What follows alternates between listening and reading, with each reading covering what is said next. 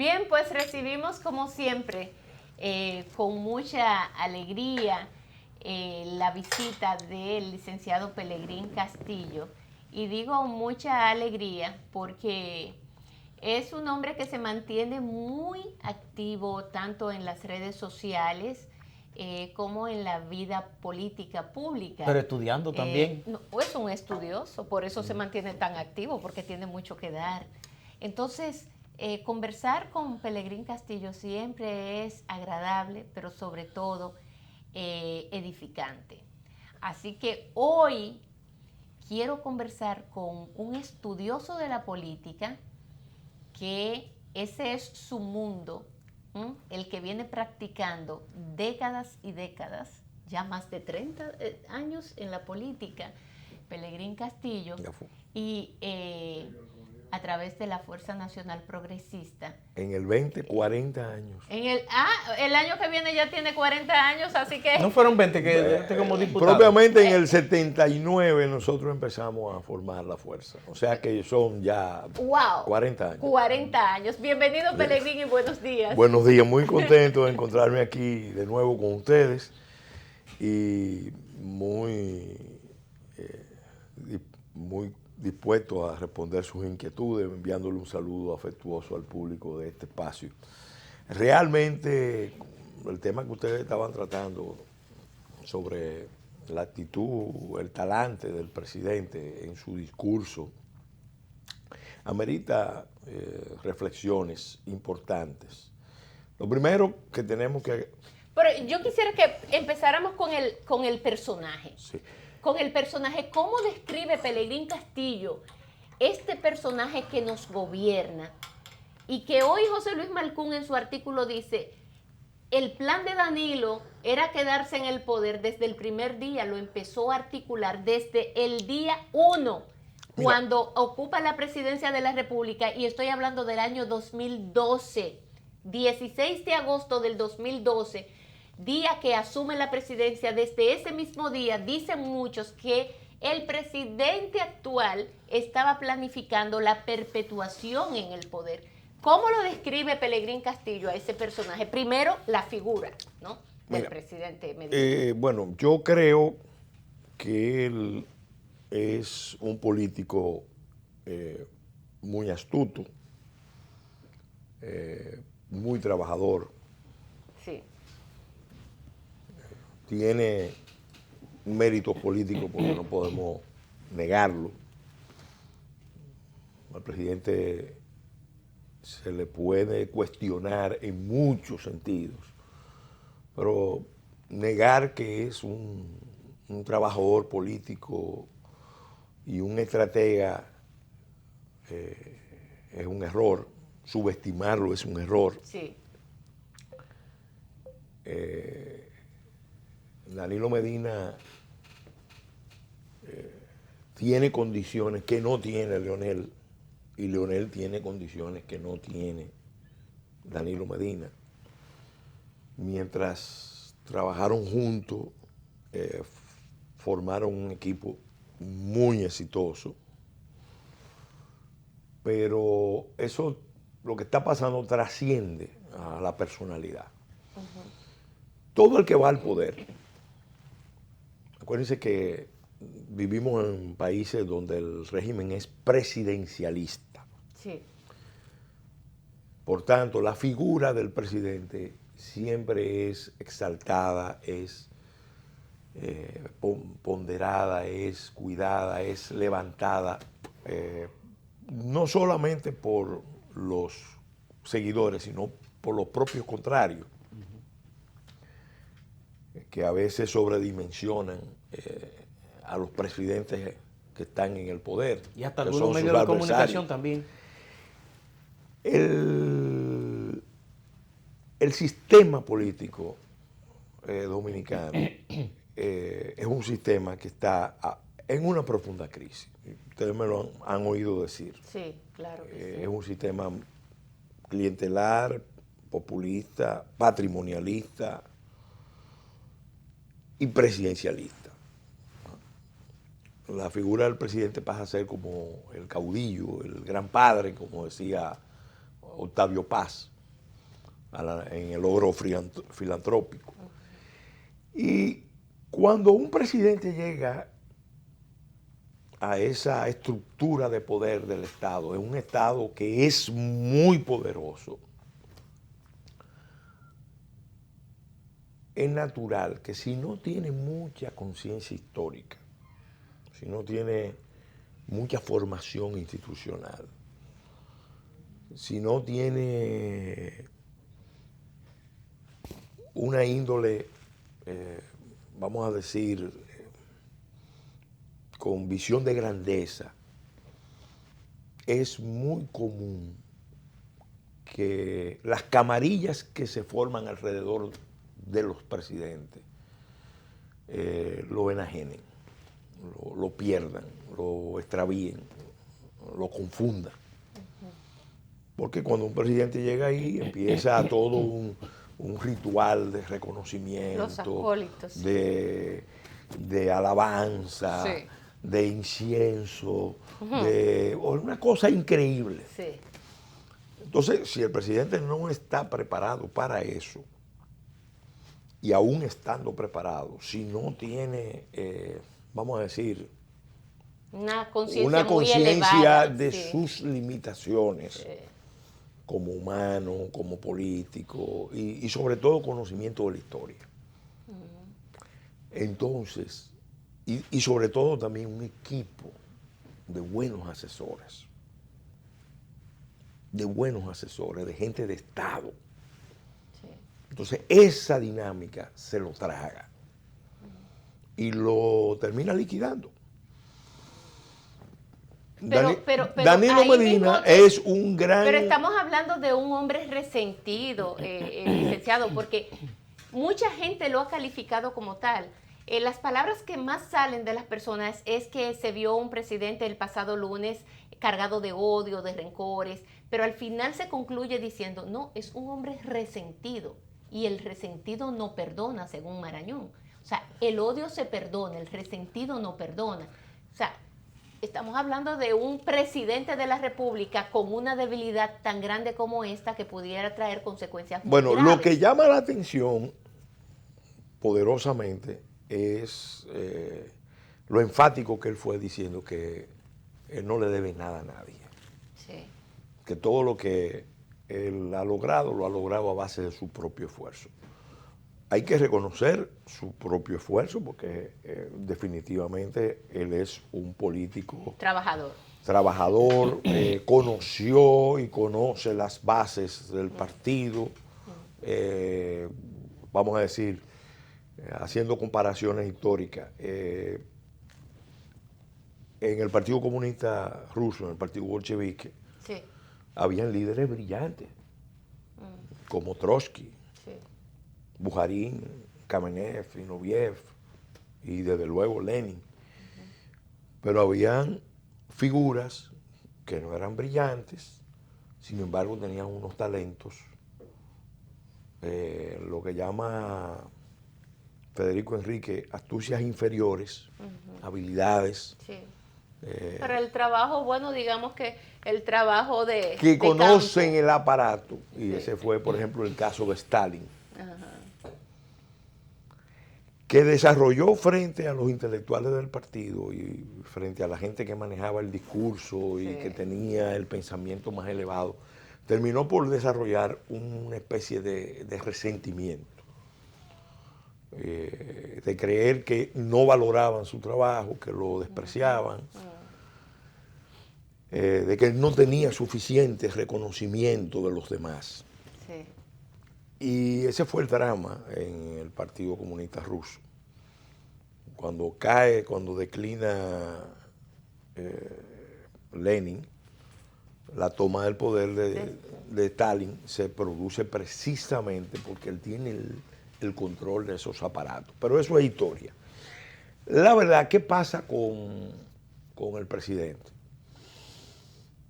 Yo estoy convencido y he investigado y próximamente espero dar una conferencia. No sé si sobre la dictadura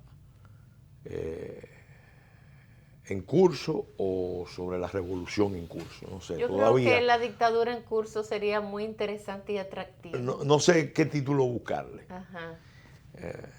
Pero yo estoy convencido que esa crisis del sistema, un sistema que está poniendo en peligro el Estado, la nación, los grupos que son los grandes beneficiarios del sistema la quieren resolver con una fórmula totalitaria, autoritaria, en vez de una fórmula de transformación, de cambio, democrática en el marco de la Constitución. Acuérdense que en América Latina y en nuestro país en particular, nosotros tenemos un grave déficit de dirección. Las clases dirigentes, las élites, son infuncionales o no son lo suficientemente funcionales para darle fuerza a un proyecto nacional. Y entonces cuando vienen esas manifestaciones de la crisis del sistema, la respuesta es de naturaleza autoritaria. Ciertamente, aquí se empezó a armar un proyecto autoritario, dictatorial, desde el 2013 está la primera señal. Viene Lula Sí. y en Palacio anuncia que una reelección es necesaria, que un periodo no basta. Que 4 años no son suficientes. Sí. Ese es un argumento, bueno. O sea, es la primera señal La pública. primera Pelegrín. señal pública. No necesariamente el día que él tomó la decisión, sino la señal que se vio ya. Lo que pasa es que para llegar ahí se necesitaba ya una preparación previa. De modo que podemos decir, eso fue en enero del 13, que ya desde el 12 se estaba trabajando en un proyecto que después se vio que no era de reelección. Yo lo vengo diciendo hace tiempo. No es de reelección. No es de reelección. Interesante, vamos a escuchar eso. Porque el planteamiento de un periodo más podía parecer razonable. Yo personalmente creo en el modelo norteamericano. De un periodo más y nunca más. Pero a partir de ahí, con el apoyo del presidente Lula y de su estratega político electoral, Joao Santana, sí, no nos olvidemos, empezó a montarse toda una concepción de el poder presidencial ejercido por Danilo Medina en alianza con el alto empresariado. Sí. Que ahí es que está la base económica, social, que apoya ese proceso. Porque en ese mismo 13 al presidente lo llevaron a Romana. Estaba en Casa de Campo. A pronunciar una charla en el encuentro anual de las familias empresarias, las grandes familias empresarias del continente. Se llama Empresarios Padre e Hijo. Sí, yo recuerdo, claro que sí. Donde el presidente pronunció un discurso de antología que tuvo el aporte significativo conceptual de Andy Dawager.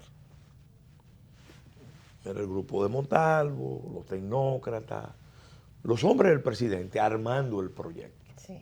El que sigue a Andy, el que sigue a Olivo Rodríguez, el que conoce las interioridades de cómo se fueron preparando esas cosas, sabe cómo se fue armando ese proyecto autoritario, dictatorial.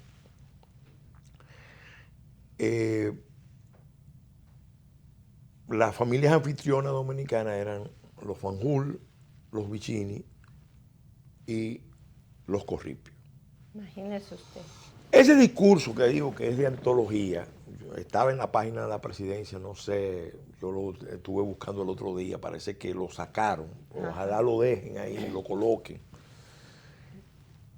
Es un discurso donde Danilo Medina le hace una especie de presentación del gobierno dominicano y de su liderazgo a los grandes capitales sobre lo que él está dispuesto a hacer en términos de cambio de relación del Estado con el gran capital. Que con relación a la doctrina constitucional del Estado Social y Democrático de Derecho, y sobre todo con relación a lo que era la historia del Partido de la Liberación Dominicana, eso implicaba una especie como de ruptura. Que viniera de cualquier otro político se podía entender, pero que viniera de Danilo Medina había que cogerlo para prestarle atención. Subliminalmente le proyectaron la idea de que estaban en presencia de un hombre que podía reproducir aquí en la República Dominicana y en la isla la experiencia de Singapur, un Lee Kuan Yew del Caribe.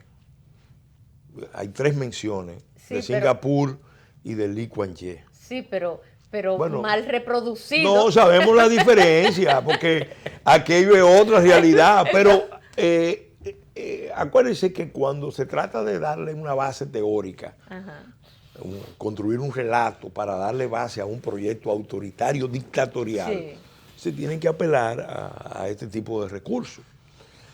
En otras palabras, el presidente en ese discurso le habló a esos grupos poderosos con palabras muy gratas.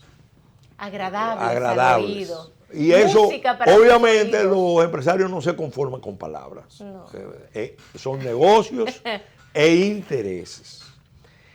Antes de llegar Lula aquí, invitado por Odebrecht, ya el gobierno había tomado la decisión de construir el proyecto Punta Catalina. Sí. Hacer el cambio a carbón, desechar la licitación en curso de gas que contaba con el patrocinio del Banco Mundial y del BID. Y mucho más económico. Y con el interés de Estados Unidos de suministrar gas a República Dominicana para alimentar eso y romper la dependencia de Petrocaribe. Así es. El gobierno hizo un giro y no. Nos vamos a carbón con apoyo de Odebrecht, con apoyo del Bandes, que ayer decía el presidente Jair Bolsonaro que la estrategia del Grupo de San Paulo fue usar el poder del Bandes para promover la hegemonía de Brasil en todo el continente. Y el presidente Medina era parte de ese esquema. Era parte de ese esquema. Pero para dejar tranquilos a los empresarios dominicanos, como tranquilos estaban los empresarios brasileños y los nicaragüenses y los venezolanos hasta un momento. Entonces el presidente le ofreció, yo lo voy a construir, se va a construir y después yo se lo voy a entregar al sector privado. Y ese va a ser el primero de los activos nacionales, el más importante, que yo le voy a entregar al sector privado. Esa es la oferta, el compromiso. Por una serie de contratiempos, eso no se pudo hacer antes. Porque Bandes no pudo cumplir, vinieron los problemas de Odebrecht, se complicó todo. Y Punta Catalina está enchivada. Se complicó todo. Sí. Entonces, al salir Brasil como el valedor de ese proyecto, que sirvió para la primera reelección, el presidente se dio cuenta de que con una administración republicana en Estados Unidos, él necesitaba dar un giro estratégico. Y lo dio. Y lo dio, como dijo Estados Unidos, por razones de apremios económicos, por compromisos, ofertas de financiamiento, de inversiones, de la potencia retadora, China. En ese proceso, Venezuela y Cuba convoyaron a República Dominicana. convoyaron a República Dominicana. Pero, ¿por qué yo digo que fue un proyecto que no era de reelección? Yo hablé con Gonzalo Castillo. Él me invitó. En el 14, siendo yo ministro, 14 para el 15, quería saber si nosotros íbamos a apoyar la reelección de Danilo Medina. Y nosotros le dijimos, mira, nosotros podemos apoyar la reelección de Danilo Medina porque el modelo de un periodo alternativo, reelección alternativa, eso es muy negativo. Pero nosotros entendemos que tiene que ser algo que el presidente lo plantee, que venga en la forma de referéndum, porque ya la Constitución obliga a que ese tipo de reforma se consulte previamente al pueblo. Y yo no creo que si lo hace va a tener una respuesta negativa. En ese momento el presidente podía pasar por un referéndum la reforma de la Constitución para reelegirlo, sin necesidad del trauma del Congreso, de un Congreso que para consentir la reelección tuvo que pactar reelección por reelección, y lo que eso significa en la vida de todos los partidos, porque fue el verbo reelegir conjugado en todas las personas. A su máxima expresión. Yo me reelijo, tú te reeliges, él se reelige, nosotros nos reelegimos. Lo más antidemocrático y abusivo al interno y hacia afuera. Claro, había un obstáculo. Y eso es lo que quizás dio la señal definitiva de que se trataba ya de algo muy grave. Que fue apelar, en vez de apelar al referéndum, apelaron a Quirino. Sí. Porque yo estoy convencido, incluso en una ocasión lo hablé con el presidente Fernández, si el presidente le hubiera pedido, francamente, apoyo para un nuevo periodo, el presidente Fernández lo hubiera apoyado. Eso es así. Claro que sí. Pero ellos no querían un periodo más. Ellos querían eliminar, liquidar históricamente al que veían como un rival. Que era Leonel Fernández. Entonces, por eso Quirino, por eso el toda la campaña previa y el maletín lleno de facturas. Toda la campaña previa que se hizo. Y por eso también algo muy importante que la gente no sabe. Miren, cuando los presidentes se lanzan a un proyecto de reelección, y sobre todo cuando tienen ahí guardado un proyecto de continuidad sin límites. La perpetuidad en el poder. La tendencia a hacer concesiones a los poderes fácticos es muy grande. Sí, se lo han dado todo. Ahora viene Punta Catalina, Pellegrini. Cuando se dictó la sentencia del Tribunal Constitucional, Danilo Medina interpretó que esa sentencia era un ataque del grupo de Leonel Fernández a sus planes, que le habían creado un problema. Él no vio eso como aquí hay un problema nacional que hay que definir.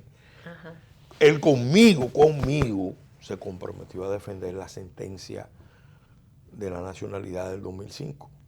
El presidente Medina. Por eso lo apoyo yo. Y cosas que nunca hizo. Y yo cometí un error, porque yo le dije, presidente, vamos a ponerlo por escrito. Y él me dijo, mira, si es un tema constitucional y es como tú dices, porque yo estoy de acuerdo que es así,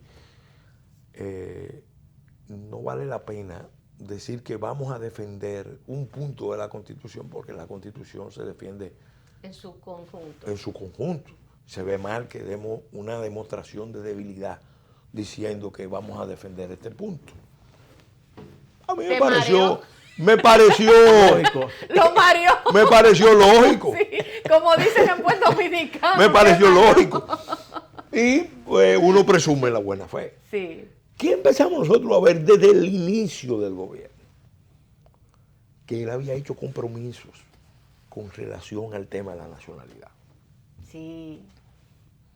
De echar hacia atrás la sentencia del 2005.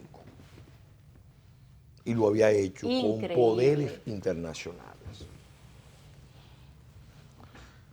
Cuando el Tribunal Constitucional ratifica la sentencia del 2005, ellos entienden que Leonel Fernández y los grupos que auspiciamos eso, lo que le estábamos creando era un problema, un obstáculo. Que era un ataque Era un de Leonel. obstáculo a sus pretensiones. ¿Por qué a sus eso era un planes. obstáculo? Por una razón. Esos grupos de poder económico hace años están empujando la unificación de los mercados, la unificación de la isla en términos económicos y sociales. Sí. Y necesitan el apoyo de los gobiernos, porque eso no se puede hacer sin el apoyo de los gobiernos. Y el problema de la nacionalidad era un obstáculo fundamental, porque el objetivo último de ese plan es la constitución de una minoría nacional. Porque Haití se ha usado, lo han usado, y esto no es exclusivo de este gobierno, eso viene desde tiempos anteriores, Sí. y de una u otra manera todos los gobiernos han consentido o han hecho concesiones en esta materia. El tema de la constitución de una minoría nacional es, vamos a decir, lo que cierra el plan de la unificación para dar paso a una nueva realidad binacional. Eso del Estado Confederado, del tercer espacio, es algo que está concebido, pensado por los estrategas de los poderes internacionales para la solución dominicana insular al problema de Haití. Aquí, a nivel de los altos empresarios, de la clase política, de los militares, de sectores eclesiásticos, sobre todo después que salió su eminencia, el cardenal López, que era un valladar a esos planes. Eso sí es cierto. De los intelectuales, se ha ido más o menos cediendo y comprometiéndose, a veces con reticencia, a veces con cuidado. Entonces, esa sentencia, 168, era un obstáculo. Y eso realmente uno lo pudo comprobar dentro del gobierno. Yo lo pude comprobar desde el inicio. El presidente entonces, ¿por qué? Porque eso eran parte de las negociaciones. Hacia Para- su objetivo final. Para mantenerse Sí. en el poder.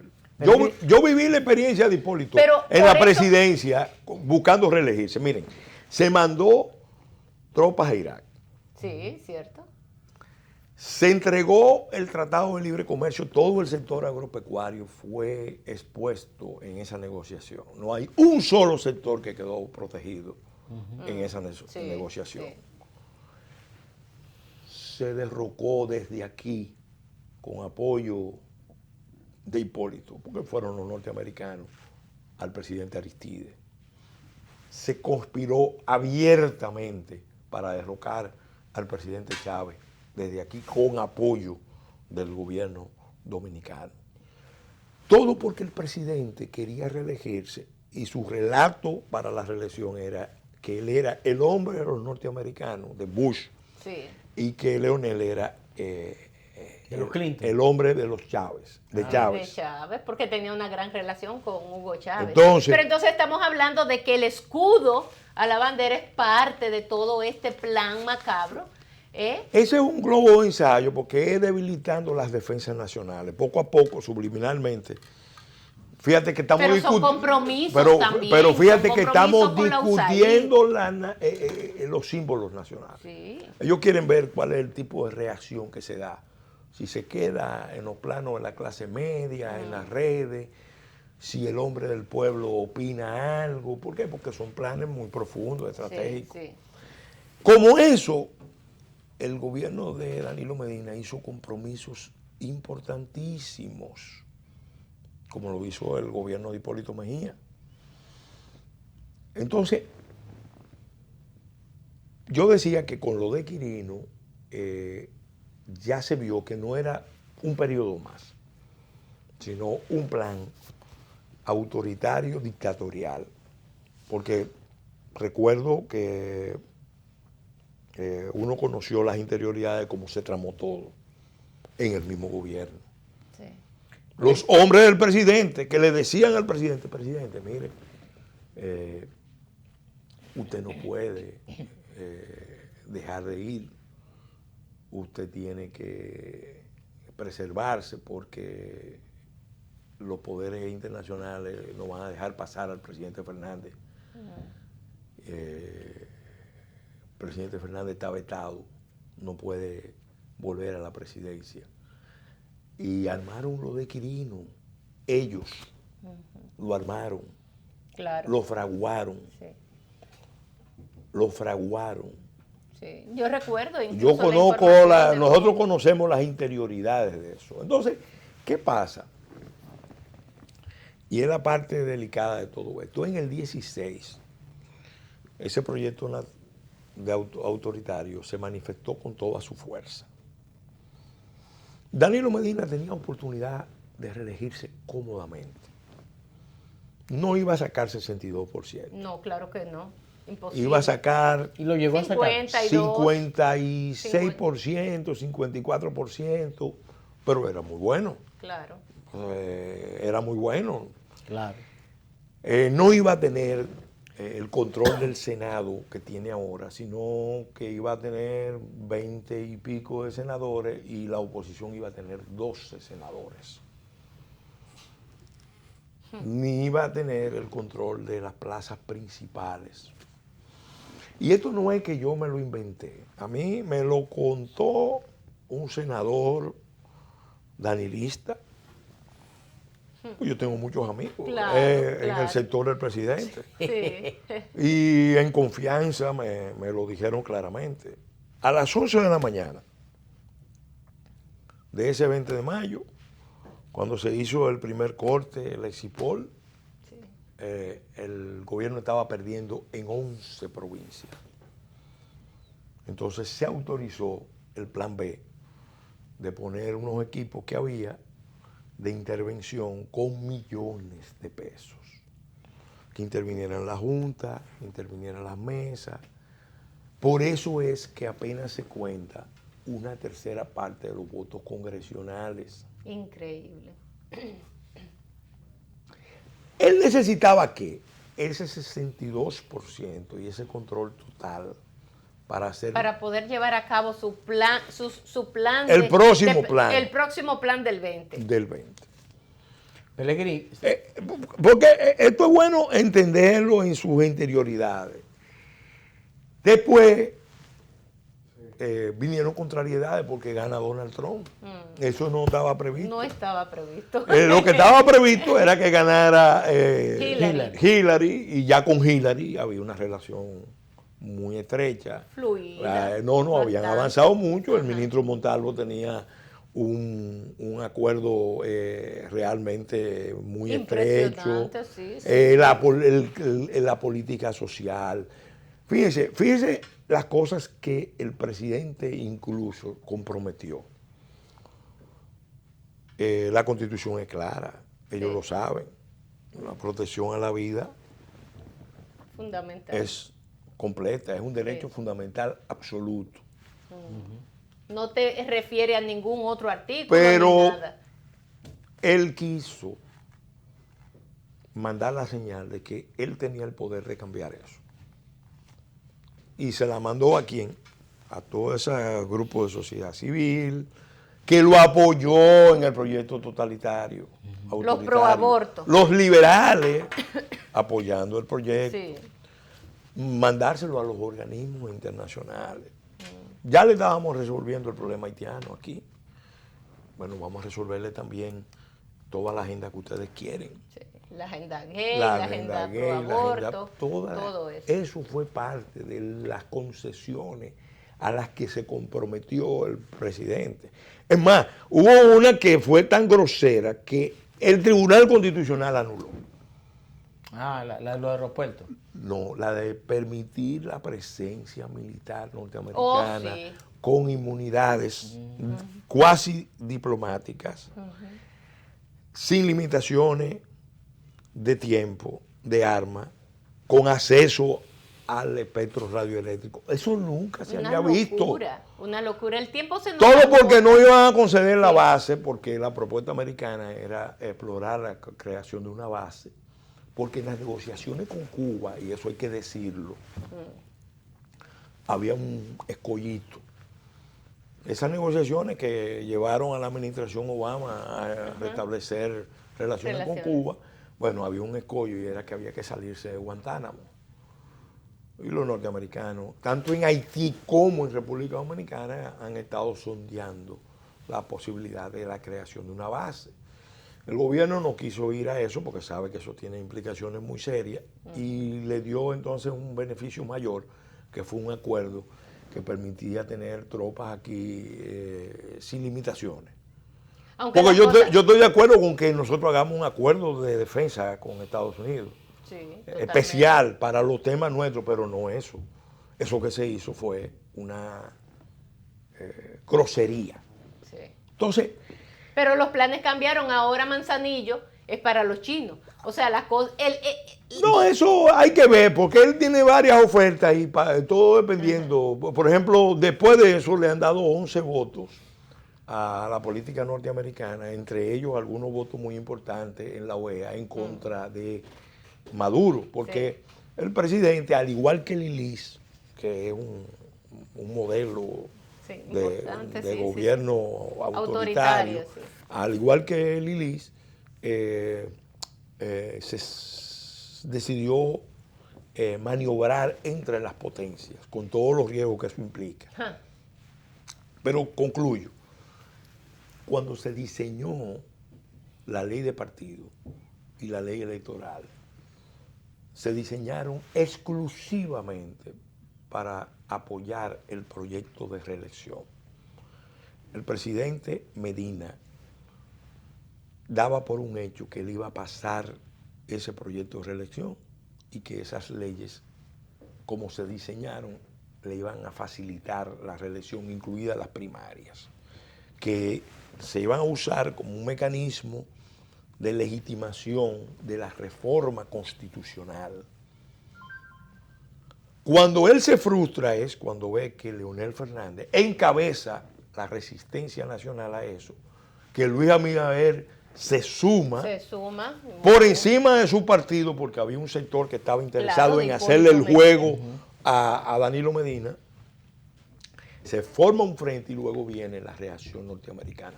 Cuando fracasa el proyecto de reelección, entonces el presidente pasa a una nueva fase, es la reelección vicaria, la reelección por interpósita persona. Yo no puedo ir, va a ir el que yo decida.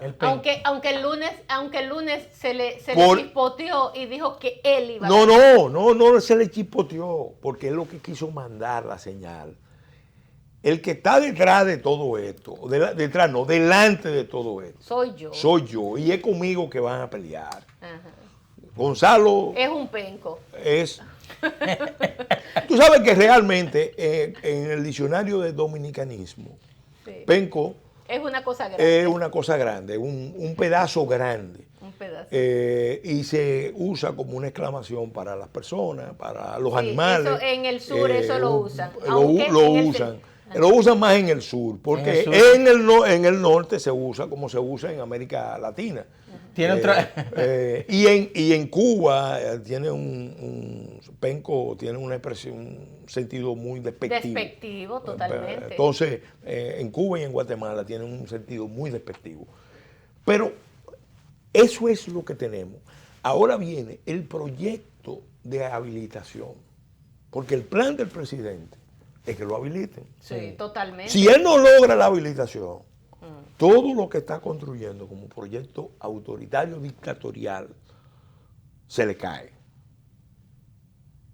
Pero ahora se le está haciendo mucho más. Y se le va a caer porque hay un panorama completamente... Hay una decisión el panorama... de todas las fuerzas políticas del país, e incluso de un sector grande del PLD que todavía no se ha expresado. Sí, así es. Porque una parte se expresa activamente, pero hay otra parte que está esperando, como dicen en Que buen avance un poco dominicano, más la en la cosa. bajadita nos vemos. En la bajadita. Y le van a dar en la madre. Pellegrini, Sí. Felucho dijo que al presidente no le gusta que le digan que él está encabezando un gobierno autoritario. ¿Usted lo sabía? Ah, lo dijo, bueno. Y que al presidente no le gusta que le digan eso. pero- O sea, la verdad, no le gusta no, que pero le esa digan la es la realidad. La eso. realidad es la El realidad. presidente sí demostró, porque él había dicho que él era un político de mecha larga. Ajá. Pero en esta ocasión, El lunes. el lunes, demostró que era un político de mecha corta. Claro. Porque respondió de inmediato y no Y con respondió con las palabras escogidas, con el cuidado, con la elegancia, porque él debió debió responder, pero debió tomarse su tiempo para responder. Y debió sobre todo dejar que el amigo Gonzalo Hablara, que el penco hablara. hablara. Que el Ahora penco hablara. le están haciendo un daño que es irreparable, porque Sí. decir Que- que lo diga el presidente, que lo diga Lidio, que lo diga Temo, que ahí solamente podían hablar los que Conocían sabían al al PLD. PLD. Y los que podían, Un y los que hombre- sabían hablar. Y los que sabían hablar. Oye, Terrible, terrible. Eso es terrible. eso, mira, eso no se le hace a un candidato. El penco El penco salió botando chispas de esa, que por poco y coge fuego. Bueno, agradecemos inmensamente a Pellegrín Castillo. Es que el tiempo es muy breve, tiene que venir más temprano Está bien. para hablar una Sí. hora con Pellegrín sí. Castillo. Vamos a ver si- porque si- se nos si le quedaron invitamos muchos después otra vez. temas. Está bien, muy bien. Entonces hicimos el recuento que era necesario, pero nos faltó hablar sobre lo que viene a continuación y el gran proyecto de la Gran Alianza Nacional Renovadora y de Juntos Podemos, porque esos dos proyectos están haciendo allí, convergen toda la fuerza opositora frente a una alianza que será sumamente interesante, nunca antes vista en la política de la República Dominicana, con el solo propósito de sacar al gobierno que dirige Danilo Medina, que todo el mundo sabe que sus pretensiones es perpetuarse en el poder. Gracias a Pellegrín Castillo, a ustedes amigos también, Alexander. Mañana es jueves, mañana. Sí. así que nos vemos mañana, Dios mediante. Mañana seguimos con los temas. Así será, Dios mediante.